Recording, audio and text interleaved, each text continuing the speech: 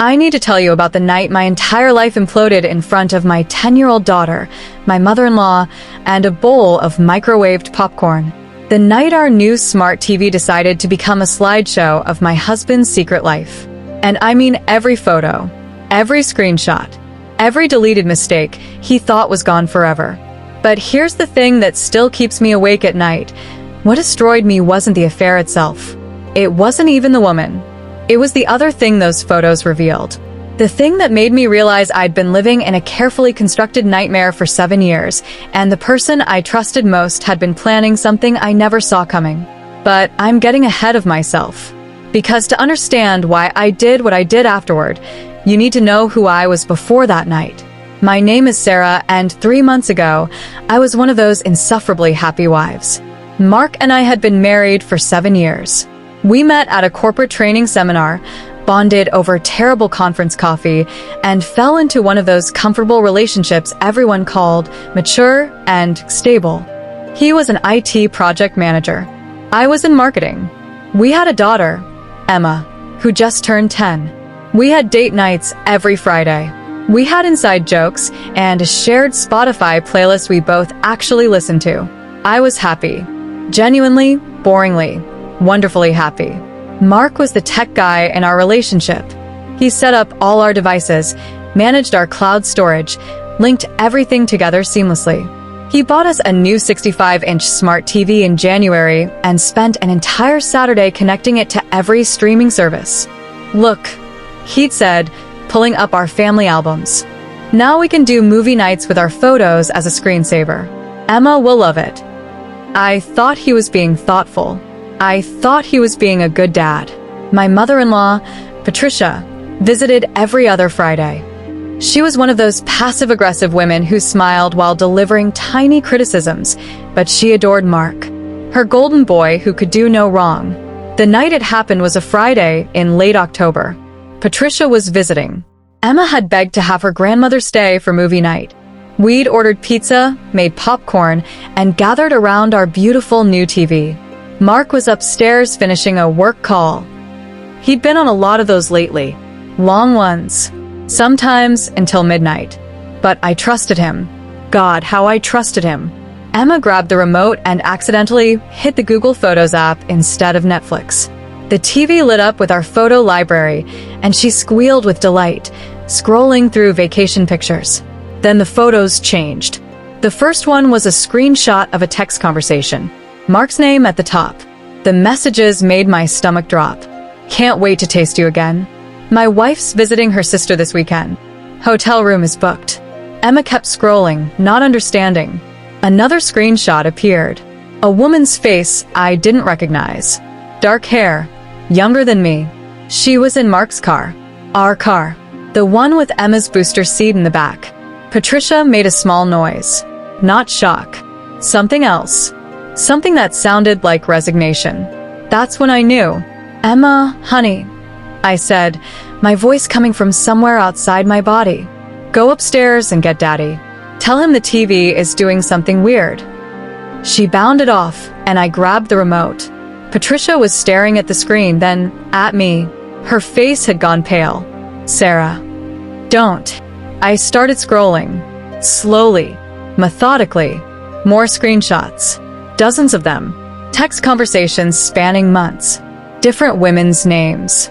Calendar invites to hotels during his work-from-home days. Photos of lingerie I'd never worn. Receipts for jewelry I'd never received. Then I found the folder labeled insurance. Inside were photos of me, asleep, in the shower, taken through a crack in the door, changing clothes in our bedroom. Some were marked with dates and locations. There were hundreds of them, but worse, screenshots of my private messages, my work emails, my bank statements, my therapy session notes from an app I'd thought was encrypted, a document titled Sarah_behavior_patterns doc. He'd been surveilling me, documenting me, like I was a subject, not his wife. I heard his footsteps on the stairs, Emma's voice chattering. Patricia stood up. And then she said something that made everything click into place. I told him to be more careful. Not, I can't believe this. Not, oh my God. I told him to be more careful. You knew. It wasn't a question. Her face crumpled, but she nodded. He came to me 6 months ago, said marriage counseling might be suggested, and he wanted to be prepared in case you asked for a divorce. He said he needed documentation, evidence. I thought he was just protecting himself financially. You knew he was spying on me, and you said nothing? Mark appeared in the doorway, Emma behind him, confused and frightened. He looked at the TV, at the photos cycling through his secret life, at my face. And you know what he said? This is why I needed the documentation. You're clearly unstable. That's when I understood. This wasn't just an affair. This was a plan. But what I discovered in the next few hours was so much worse. And what I had to do to survive would either save me or destroy everything.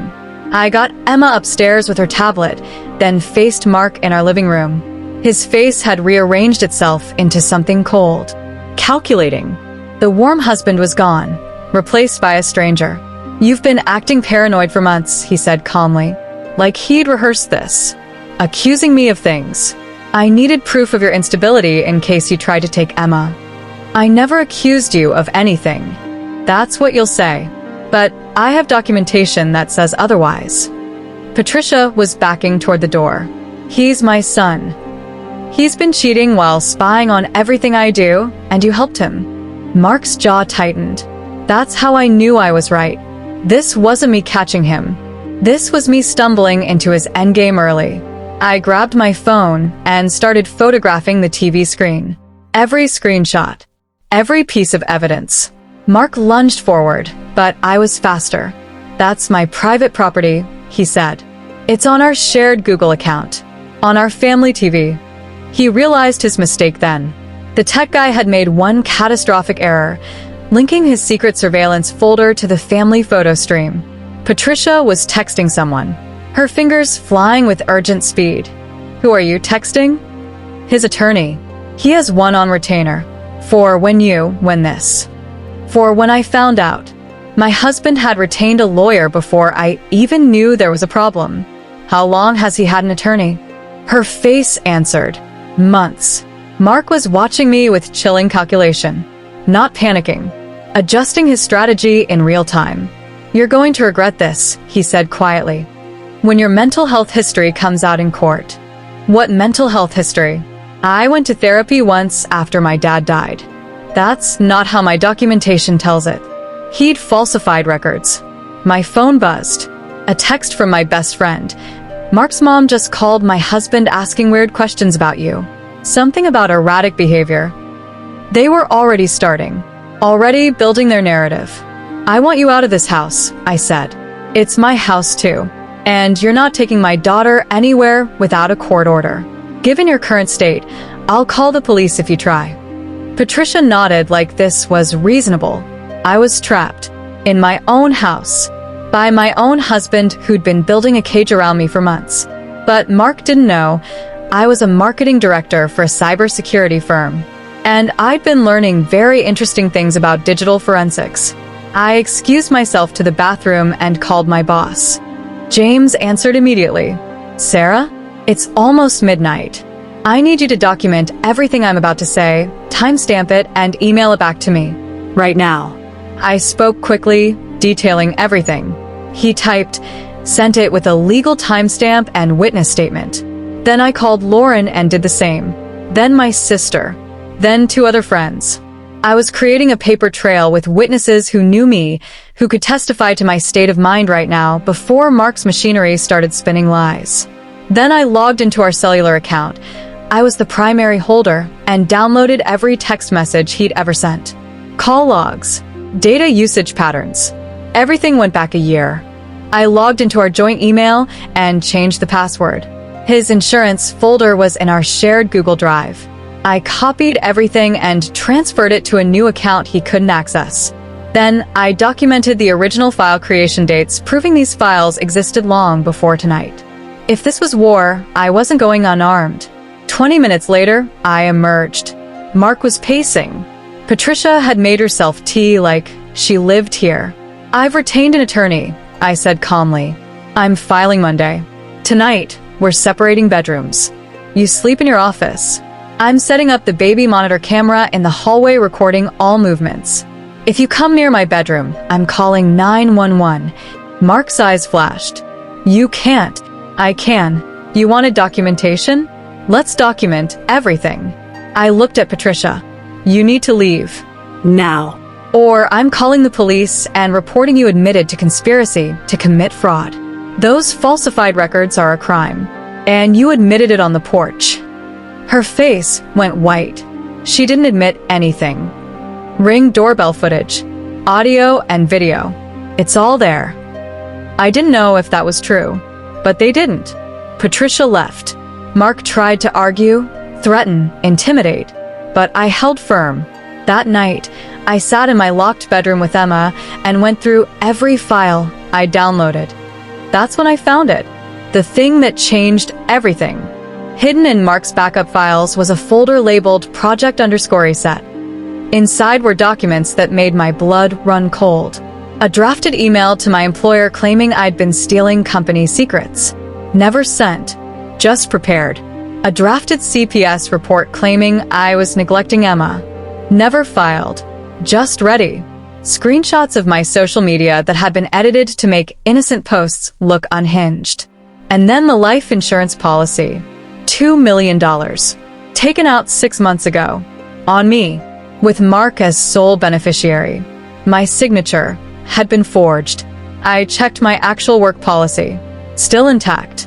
Emma's still my beneficiary. This other policy was something else entirely. The insurance company was small, barely any online presence. The kind where questions might not be asked carefully. Because I understood now. This wasn't about divorce. This was about making me disappear. The affairs were a smokescreen. The surveillance was preparation. The falsified records were the foundation. But that life insurance policy was the endgame. I thought about all the times lately he'd offered me tea before bed. How I'd wake up groggy with hours missing. I'd blamed stress. Had he been drugging me? Testing doses? I ran to the bathroom and vomited. Emma woke up, watching with frightened eyes. Mommy? We're okay, baby. But we weren't. We were in a house with a man who'd taken out a fraudulent life insurance policy while building a case to discredit anything I might say. Then I remembered something crucial. 6 months ago, my firm installed security software on all employee devices. It logged everything, keystrokes, logins, GPS, photos, to protect from corporate espionage. I'd installed it on my phone and laptop, but also on our home desktop, the one Mark used for his insurance project, because he'd asked me to set up my work VPN on it. Every file he'd created, every edit, every website visit, logged and uploaded to my work's secure servers. I had proof. Time-stamped, verified, legally admissible proof. Every falsified document. Every edited photo. Every Google search for how to make death look like accident and untraceable poisons, and life insurance payout timeline. At 6 a.m., I called James. Explained everything. Go to the police right now. This isn't divorce planning. This is, he couldn't finish. I need our legal team first. The security logs. Everything documented before I move. He'll accelerate his timeline if you screw this up. 2 hours later, my company's legal team had pulled all the logs, consulted criminal law contacts, and arranged for a detective specializing in domestic cases to come with a warrant. Not for affairs, for the forged life insurance and evidence of plotting my death. Mark was making coffee when police arrived at 9 a.m. I heard him answer the door, heard calm professional voices. Then I heard him scream that I was insane, that I'd falsified everything. But Detective Carver had seen cases like this. She'd reviewed the evidence package. The timestamps told the story, files created months before I found them, on a computer that logged every action. They arrested him in our kitchen. Patricia showed up screaming from the porch. Emma started crying. The detective escorted Patricia off while another officer stayed with us. And then it was over. My marriage ended in handcuffs and Miranda rights. Detective Carver sat in my living room that afternoon after Emma fell asleep exhausted.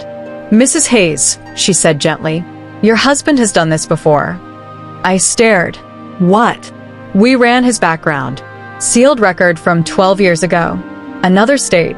A woman named Jennifer Phillips. The name from his phone. One of the affair contacts. That wasn't his girlfriend. That was his first wife. The room tilted. What? Married 2 years.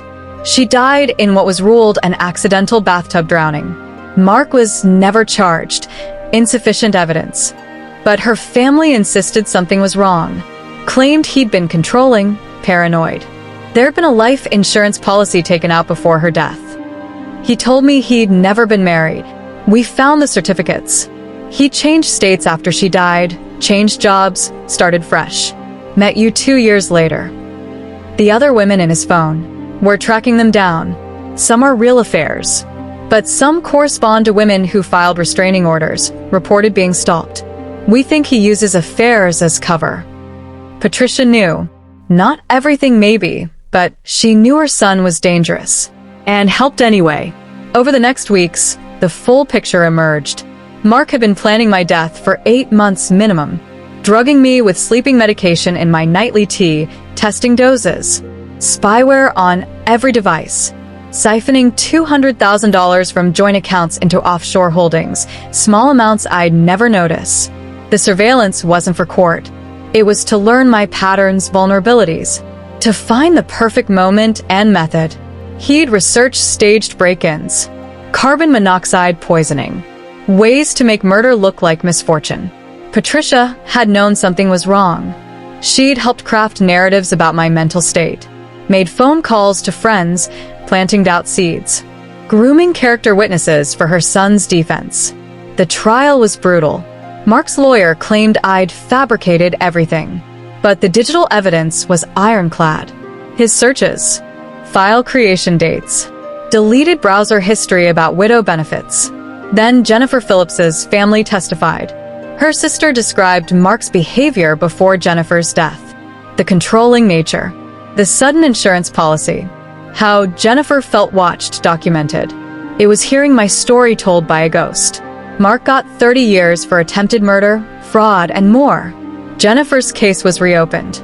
Patricia got 3 years as an accessory, maintaining she only wanted to help her son prepare for divorce. Even at the end, she couldn't admit what she'd enabled. It's been 3 months. Emma's in therapy, trying to understand why Daddy's gone. I tell her age-appropriate truths, that Daddy made very bad choices, broke laws. It's not her fault, and she's safe now. I kept the house. Mark's assets were seized. He had forged life insurance policies on 3 other women he'd been dating, all with him as beneficiary. Women who never suspected because he played the affair partner so convincingly. Police found them all, warned them. One admitted feeling weird lately, foggy and disoriented. She thought it was early dementia. Toxicology showed sleeping medication in her system. She was 3 months from being Mark's next victim. I saved her life by accident, by catching him before he could finish with me. I still can't believe it was real sometimes. I look at old photos and can't reconcile that smiling man with a monster who researched drowning timelines. Mark sent 1 letter from prison. I almost didn't open it. It said, "You were supposed to be different. I really thought you were the one I could stay with. But you were just like her. Just like all of them. Needing too much. Questioning too much. I was trying to free us both." He thought he was doing me a favor. I burned the letter. Last week, a woman named Rachel messaged me on Facebook. Her message was 3 sentences. "I think I'm married to someone like your husband. I found your news articles. Can we talk?" We talked for 4 hours. She told me about her husband's documentation, his sudden life insurance interest, the foggy feeling, the tea he made every night, the fucking tea. I told her everything, every step, every precaution, every piece of evidence. Connected her with Detective Carver, my company's legal team, domestic violence organizations. She left him 3 days later with evidence packages already delivered to police. I don't know if he was actually planning to kill her. Maybe he was just controlling, but maybe I saved her life. Because mommy knows what it's like to be scared and confused. Sometimes grown-ups need help too. Like when you helped me with that bully at school? Exactly like that, baby. Was Daddy a bully? How do I answer that? Daddy was sick in his brain. He did really bad things. But you didn't cause it, couldn't have stopped it, and it's not your fault. I know. But are you okay, Mommy? I pulled her close. I'm getting there. That's the truth. I'm not okay, but I'm getting there. One day at a time. One Rachel at a time. I went on a real date last month. A guy named Tom from Emma's school fundraiser. He teaches high school English. Has a kind face. Made me laugh. I had a panic attack in the restaurant bathroom. He was so patient when I returned, eyes red, hands shaking. I told him a sanitized version, divorced from someone dangerous, still healing. Relationships were hard. He said, I can't imagine what you've been through, but I'd like to try if you'll let me. No pressure. Just coffee sometimes. Whatever feels safe. Safe. What a concept.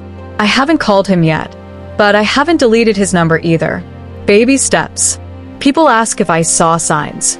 If there were red flags I missed. Yes. Small things I explained away. His need to control our technology. His obsession with my schedule. How he'd get cold when I expressed independence, then love-bomb me back. But they weren't obvious. They were subtle, wrapped in helpfulness and devotion. That's the thing about people like Mark. They don't wear signs. They coach Little League and remember anniversaries and say, I love you, while researching how to stage your death. I tell my story now to journalists, victims advocacy groups, law enforcement training, not for attention, but because Jennifer's sister told me something that changed my perspective. If Jennifer had known his history, if someone had warned her, she'd still be alive. So I speak. I warn. I share every detail of how Mark operated. Because maybe somewhere, another woman will see her husband acting strangely about life insurance and remember my story. And maybe she'll run. That's my purpose now. The day the verdict came in, Detective Carver told me, you know what saved you? You stayed calm, documented everything, outsmarted him at his own game. I don't feel smart. I feel lucky. One technical glitch lucky. But I take her words anyway. Because the alternative, believing I'm just a victim who got lucky, is too terrifying. I have to believe I saved myself. That some part of me was always watching, cataloging, preparing for when the mask would slip. The marriage was never what I thought. The man I loved never existed. It was all performance leading to an endpoint where I stopped being useful. And the scariest part? I would have died grateful. Grateful for our good marriage. Grateful right up until the sleeping pills stopped my heart, and he cried convincing tears at my funeral, collected $2 million, and started fresh with someone new. That thought keeps me up at night. Not what he did, but what I almost never knew. The TV synced on Friday. Mark had planned to drug me that Sunday. We found the schedule in his notes. A sleep study he'd convinced me to do at home. No study, just a controlled environment to stage my death. I was 48 hours from becoming another Jennifer. I'm just a woman who bought a smart TV with good photo syncing capabilities. And sometimes that's the only thing between life and death. A random technical glitch. A moment of careless syncing. Pure dumb luck. Last night Emma asked if we could get a new TV. The old one reminds her of the bad night. I said yes.